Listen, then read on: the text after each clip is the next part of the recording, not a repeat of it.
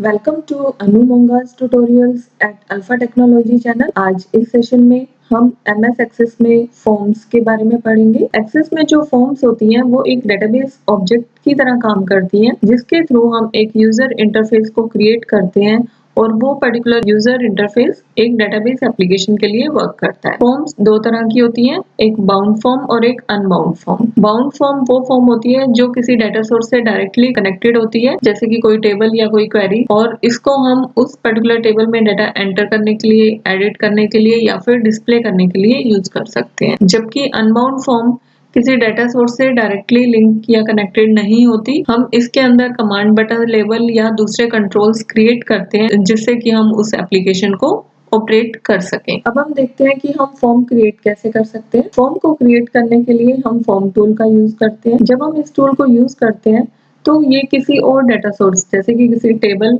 उसके फील्ड्स को एक फॉर्म पे प्लेस करने के लिए यूज होता है। हम इसमें डायरेक्टली भी वर्क कर सकते हैं या इसको मॉडिफाई भी कर सकते हैं, उसका लेआउट व्यू या डिजाइन व्यू जैसा भी हम चाहें। जब हमें फॉर्म टूल से नई फॉर्म क्रिएट करनी है तो उसके लिए सबसे पहले हम नेविगेशन पेन में जिस टेबल के डाटा को फॉर्म की फॉर्म में देखना चाहते हैं उस टेबल पे क्लिक करेंगे। फिर हम क्रिएट टैब के अंदर फॉर्म्स ग्रुप में फॉर्म के ऊपर क्लिक करेंगे। एक्सेस उस पर्टिकुलर टेबल की फॉर्म एक क्रिएट कर देगा, उसको लेआउट व्यू में डिस्प्ले करेगा। हम उसे एज इट इज भी यूज कर सकते हैं या फिर उसमें कोई हम चेंजेस करना चाहें उस पर्टिकुलर फॉर्म में तो वो भी कर सकते हैं।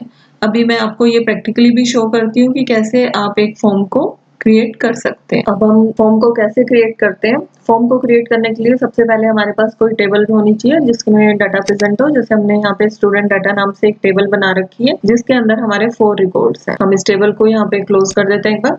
अब फॉर्म क्रिएट करने के लिए हम टेबल को सिलेक्ट करेंगे और क्रिएट टैब में जाकर फॉर्म पे क्लिक करेंगे। अब हमारी ये डिफॉल्ट फॉर्म हमें दिखा रहा है, जैसे कि इसमें जो भी डाटा था ये फर्स्ट रिकॉर्ड का डाटा हमें यहाँ पर दिखा रहा है। नीचे नेविगेशन बटन्स हैं जिनके थ्रू आप डाटा को 1 बाय 1 इस तरह से देख सकते हैं। प्रीवियस जाना हो तो इस तरह से यहाँ पे दिखाई दे रहा है हमें। हम यहाँ पे डाटा को चेंज करना चाहें चेंज कर सकते हैं। कोई फील्ड को हम अगर फॉर्म में ना रखना चाहें तो उसको हम डिलीट कर सकते हैं यहाँ से, और कोई नया फील्ड इंसर्ट करना चाहें तो डिजाइन टैब में यहाँ पर डिफरेंट कंट्रोल्स हैं, हम नया फील्ड यहाँ पर इंसर्ट कर सकते हैं। ये फॉर्म बाय डिफॉल्ट इसके 3 व्यूज होते हैं, फॉर्म व्यू, लेआउट व्यू और डिजाइन व्यू। अगर हम इसको फॉर्म व्यू में देखें, ये इसका फॉर्म व्यू है और ये डिजाइन व्यू है और ये लेआउट व्यू है। ये 3 व्यूज में है। सबसे ऊपर वाला पार्ट इसका हेडर पार्ट है जिसमें आप हेडिंग वगैरह देते हैं। आप इसका साइज अपने अकॉर्डिंग बड़ा छोटा कर सकते हैं। इसका टाइटल चेंज करना चाहें तो यहाँ से इसका आप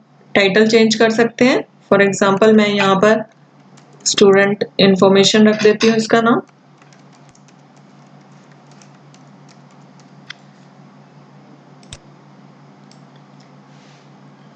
इसमें अगर आप इसका स्टाइल चेंज करना चाहें, बोल्ड, इटैलिक, अंडरलाइन, आप वो कर सकते हैं।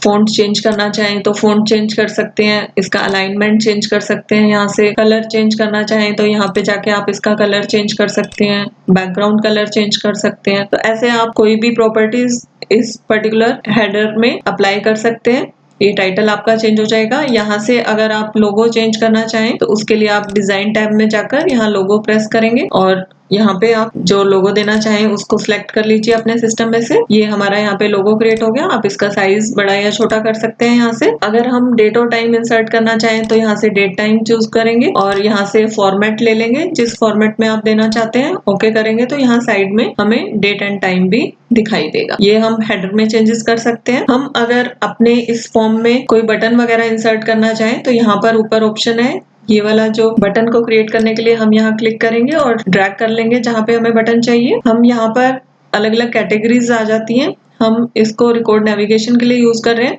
तो go to next record, next. यहाँ पे ऑप्शन आता है टेक्स्ट या पिक्चर। पिक्चर में ये इस तरह का सिंबल दिखाएगा, टेक्स्ट में इसके ऊपर नेक्स्ट रिकॉर्ड हम लिख सकते हैं। तो हम टेक्स्ट यहाँ पे चूज कर लेते हैं। यहाँ पे इसका ये टेक्स्ट शो कर रहा है। नेक्स्ट पे जाएंगे, इसका हम नेम दे देते हैं नेक्स्ट और फिनिश कर देते हैं। ये बटन बन गया यहाँ पर नेक्स्ट रिकॉर्ड नाम से। इसी तरह से हम एक और बटन क्रिएट कर लेते हैं यहाँ पे। इसे हम प्रीवियस रिकॉर्ड के लिए यूज कर लेते हैं नेक्स्ट। इसमें हम पिक्चर को यूज कर लेते हैं नेक्स्ट और इसका नेम हम दे देते हैं प्रीवियस और फिनिश कर देते हैं। तो यहाँ पर दो बटन्स बन गए हैं, नेक्स्ट रिकॉर्ड और प्रीवियस रिकॉर्ड के लिए। आप इस तरह से फॉर्म के अंदर बटन्स इंसर्ट कर सकते हैं। इसको हम चेक करने के लिए फॉर्म व्यू में जाएंगे। फॉर्म व्यू में जैसे ही आप नेक्स्ट रिकॉर्ड पे क्लिक करेंगे, ये उस टेबल का जो नेक्स्ट रिकॉर्ड है उसको शो करेगा, और जब हम प्रीवियस पे क्लिक करेंगे तो ये प्रीवियस हमें शो करेगा। तो इस तरह से हम बटन्स इंसर्ट कर सकते हैं, हेडर में चेंज कर सकते हैं। थर्ड, इसका जो डिजाइन व्यू है, इसमें जाकर आप फुटर भी चेंज कर सकते हैं। यहाँ फॉर्म का फुटर है, आप इसका साइज बड़ा या छोटा करना चाहें तो यहाँ से कर सकते हैं। और इसमें भी हम कुछ टेक्स्ट या कोई और वैल्यूज इंसर्ट करना चाहें, जैसे अगर हमने यहाँ पर बटन इंसर्ट करना है तो यहाँ पे भी हम बटन इंसर्ट कर सकते हैं। तो यहाँ पे भी ये बटन यहाँ पर इंसर्ट हो गया। इसको हम फॉर्म व्यू में जाके चेक कर लेते हैं। तो ये हमारा इस तरह से ये लास्ट रिकॉर्ड के लिए बटन। तो इस तरह से आप अपने एक फॉर्म डिजाइन कर सकते हैं। आई होप आपको ये समझ में आया होगा। नेक्स्ट सेशन में मैं आपको ब्लैंक फॉर्म्स कैसे क्रिएट करते हैं उसके बारे में बताऊंगी। और अगर आपने अभी तक ये चैनल सब्सक्राइब नहीं किया है तो प्लीज इसको सब्सक्राइब करिए और बेल आइकन को जरूर प्रेस करिए, ताकि आपको आने वाली वीडियोस के बारे में पता चलता रहे। Thank you for watching.